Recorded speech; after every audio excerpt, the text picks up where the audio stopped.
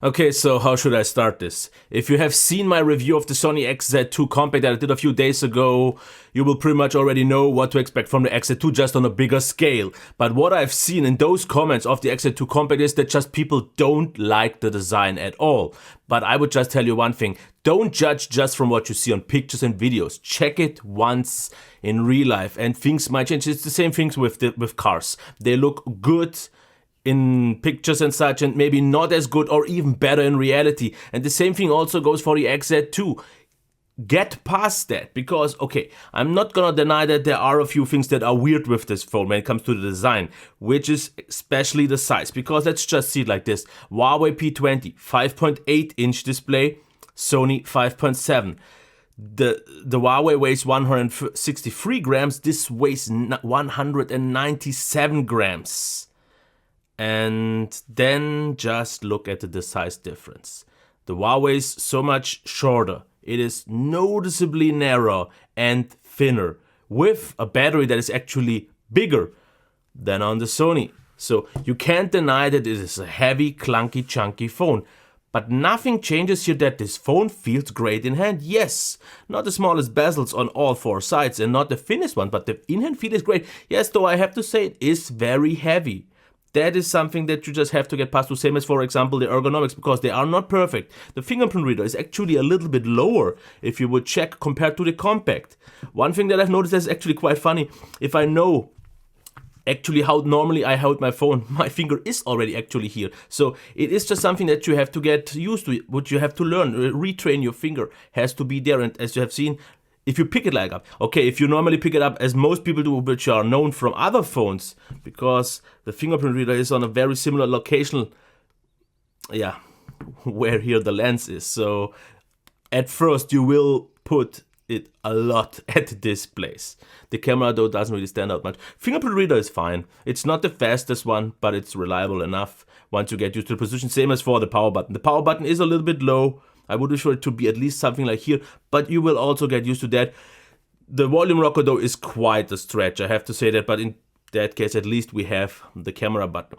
Now the back, yes, it attracts a lot of fingerprints, and someone says, why doesn't the compact have the same backing on this one?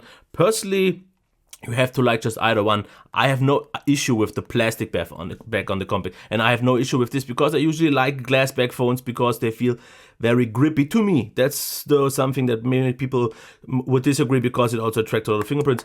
It does sound a little bit hollow, but not an issue because it feels very high quality, especially with the nice curve here. As you can see, if you hold it in your hand, the thickness isn't really an issue.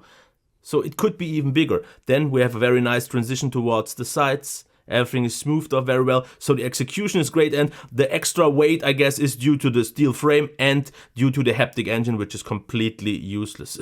I don't know what they thought of that. Otherwise, we have the microphone, we have the SD card and SIM card tray. Yes, once again, the system will reboot unless you are in the right setting from what I've heard. USB Type-C, then the mic, and then again, at the top we have the camera, we have the sensors, we have the multicolor notification LED, the speaker and the second speaker. Sony logo, bezels are what they are. So once again, yes heavy, yes chunky, but great premium in-hand feel. So give it a chance in a store, check it and then judge. Don't just judge from what you see.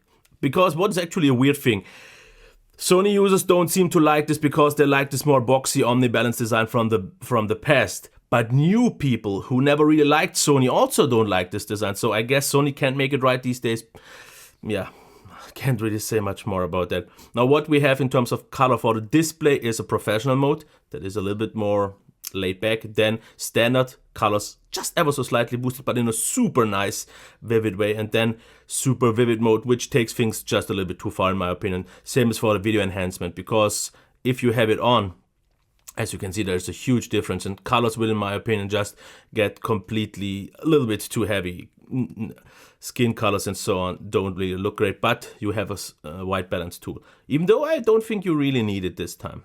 Now about the qualities, it's once again same as the small one, since it's an HDR display, super bright, 680 lux, and it's a gorgeous display. I just have to say, it is still, even though it's just 1080p, super crisp, Viewing angles are stable. Colors are so nice. White balance is great. For a non-AMOLED display, pretty much best black levels because super dark and pretty much no IPS glow at all. So I was actually very close to giving this a 5 gold star rating, but just because it's not the highest resolution I can't. But if the resolution doesn't bother you at all, if you don't think something higher than 1080p is what you need, even on a flagship, this is top notch. It is a brutally nice display. So what about those speakers?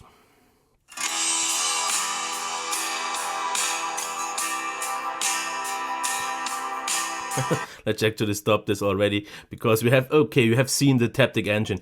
About that Taptic engine, I think it's complete trash, because if you have a song that is very bass heavy, or last time I actually watched an interview with a guy with a very bassy voice and it was just vibrating all the time. This might be good for games because you have some kind of dual shock effect like you have in some games on the PlayStation controller, but it's just vibration. It's not really a rumbling or something like that. So I think the extra weight that they put into this was not necessary because it doesn't enhance the experience, not at all.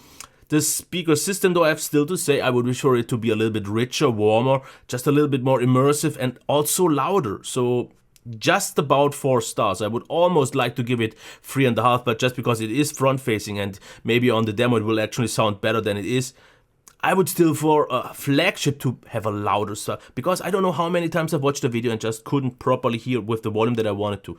But other than that, no headphone jack. I know, deal breaker for many. The dongle is okay. It will give you an actually solid experience because you have still settings to change things in the equalizer. Here, for example, you have DSEE, you have clear audio, sound and everything. You can use those. And the quality is really nice, but also there I would wish for more output. So for normal in-ears, it is fine, but for something proper, you won't just get enough volume out of that. But what you will get out of this phone is performance. This phone screams, and as you can see, it is so fast. I've already talked about the fact that it sometimes seems to kind of ditch some animations to make it appear quicker. Like, for example, if we are here in this app, it pretty much switches instantaneously without an animation. But that is the reason why this phone feels so crazy snappy, which it definitely still is. Because the 845 is blazingly fast. It's smooth.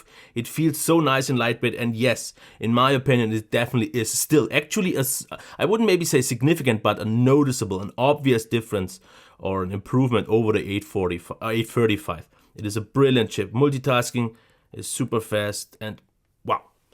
At the moment, it's just not possible to deliver anything better. The Xiaomi Mi Mix 2S, the compact, and this one, which are the only 3 available Snapdragon 845 phones besides the S9 in some regions, is just untouched at the moment. And Sony usually provides an amazing optimization anyways, which also isn't even necessary for games because those obviously run perfect. Battery. Now here, finally, compared to the XZ2 compact, we have also the quick charger, and I know in a few regions you get that in every device, but this is the first time I've seen it getting in Europe packed.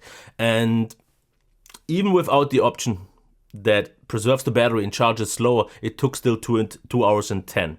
It charges actually quite quick. For I think the first 30 minutes is like 45%. That's a good value. And at an hour you are at 80%, which is good because they want to preserve the battery, which is fine. And since the battery life is so amazing, I'm actually okay with that. Because yes, I would wish for an option to actually charge this phone in 1 hour and 20 like some other phones can do by now. But it's not a deal breaker for me. If it's for you, or if your phone after a while will charge faster, that is something up for another video. But same as on the XZ2 compact, which is something that I did not expect. Easy 6.5 hours mobile data, but actually 7 hours. And about 9 hours on Wi-Fi, which is the reason why I won't give it 5 stars. If I would gotten a little bit out of that more on Wi-Fi, like 10 hours plus, then I would have given it 5 stars. But just for mobile data, yes. But overall, with the standby rating, it's very good, but just not amazing in some cases, 4.5 stars. But if you aren't the heaviest user who uses 5 hours of screen time a day, this should actually get you through 2 days. No problems for me. Now about the software. As you can see, we have here in this case the button, but you can easily switch to if this is actually on. You have also the option to swipe up. So this is optional by now. Same as also actually for the icons, because as you can see here on the normal launcher, I can now use icons, but this, for example, would be stock. Also, the theming engine is available. That doesn't really change much though, because all it pretty much does is change the buttons, which is a little bit unfortunate. Now in terms of version number, we are at 8.0. In terms of features, we example have this, a small screen mode. You have seen the modes for the display. You have seen the modes for the sound, and there are a few minor changes, but mostly, for example, themes, wallpapers, Xperia loops. What that is, as you can see, once you turn on the device, you have always these loops. If you turn those off, it just turns on. So either you like it or not. Grid size can be changed, paint transitions, widget shortcuts. Other than that, not really much has been changed because Sony likes to stay stock, which is good and bad, because I still think the design is a little bit old school. I would wish for a refresh after a while, because it looks like this for 5 years. If you like that, always is great, but a little bit more customization would have been nice. But at least the good thing is for Sony, long updates and quite quick, and that is very important for many people, so you get kind of that. No, camera. Yeah. I still don't like it. Didn't like it on the compact, and I don't like it here because things just work out way too slow. For example, the bokeh mode. Let's just show this once again. As you can see, why is this appearing again? So you have to put it where you want it, and it takes quite a while to make a bokeh shot. And as you can see, in this case it did work, but usually it works out okay. But the overall design of the UI and how it works, manual mode is okay, which will be the thing that will many use. But I would say it's not even necessary anymore, because even though the app is clumsy, slow, and some things just don't work out as seamless as you would like to, the results this time, let's check those, are really good. Because yes, if you have maybe seen the XZ2 compact videos of the selfie, they weren't quite as impressive, but now they look really nice. Because yes, there are still some front cameras that are sharper and more detailed, but colors are great. Not always perfect, the white balance isn't always perfect, but this is on a good level. It's room for improvement, but yeah. And I think actually previous versions of Sony sometimes had an autofocus, which didn't really happen here. But the pictures now are fine. Even with low light, very low light though, it turns out okay. Now outside, now with more light, and if you actually want to see how this camera would compare in worse lighting situations, or at least not that good ones, you can check the XZ2 compact review, because someone was complaining that I don't have always the same lighting conditions, and therefore some cams get better results as other ones. I am not the god of weather. I can't change it. I have to work with what I have, and I usually try to get kind of the same weather. But in the summer, I just won't nearly get the same conditions like I do in the winter. So I have to factor that in, and I do. Because here, for example, this is in the shade. Picture still looks great. And the biggest thing about this camera, what I like the most, are the supernatural colors. As natural as I haven't really seen them anywhere else this time. So great job. Also sharp.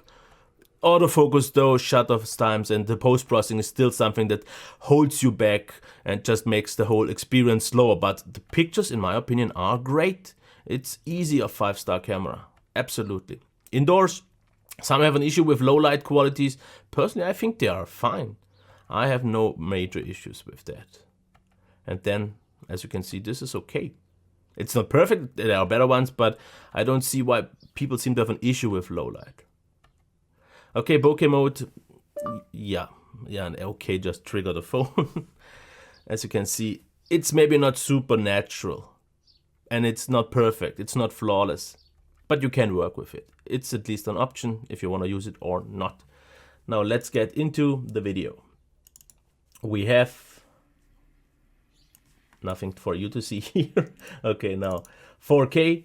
Nicely stabilized, and if you have great weather like I had here, you have amazing 4K quality.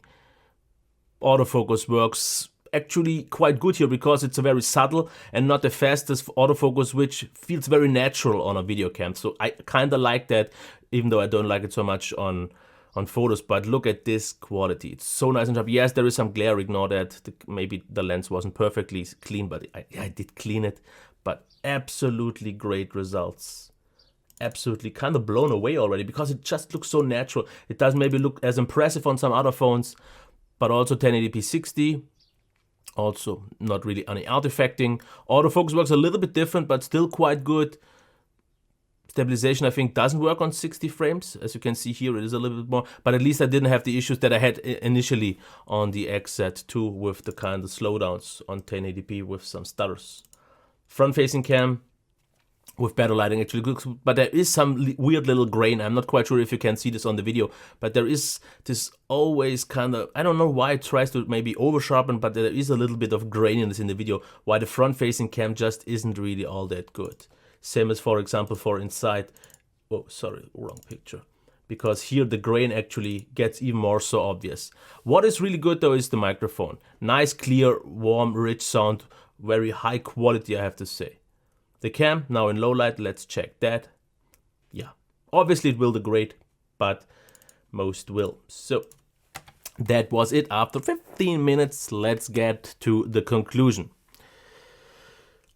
I still like it a lot. It's not cheap, but at least in Germany you still get the bonus with, for example, I think it's Sony headphone, or I think there are 5 goodies that you can choose, and then it makes the phone kind of cheaper if you sell that or if you want to actually keep that. So value improves a little bit, even though it's maybe not amazing. But this phone rocks. If you can live with the design. I think this will be the main gripe, because I think no one can complain about the display. The speaker is still not quite where I want it to, but it should make most people happy, as same with the headphone jack. That's not there with a dongle, which could be an issue for many, but the quality itself is good. Performance is killer, battery life is killer, software is clean, updates are there, and the camera delivers, even though maybe not the best experience, great results. Now it just comes down to 2 things, like I said, the headphone jack for some people, but the design. It's heavy, it's clunky, it's chunky, but it feels good. If you can get past that or not is pretty much what will decide if you want to get this phone, because there are phones on the market with smaller bezels that are lighter, but if those have all the other strengths, that's something you have to decide. I'm not gonna say it's a perfect phone, it's not quite right for me, because I want a better speaker personally, but the rest, and obviously smaller bezels, but yeah, minor things and very subjective things. You've seen the detailed part, which is objective, you have to judge on that, but just one tip.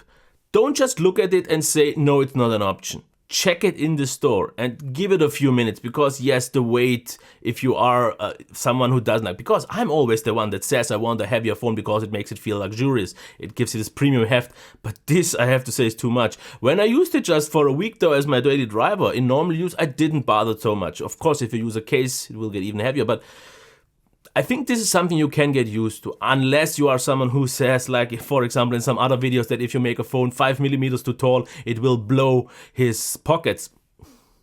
I don't know. I'm just gonna leave it here. You know the rest, and this is the rest.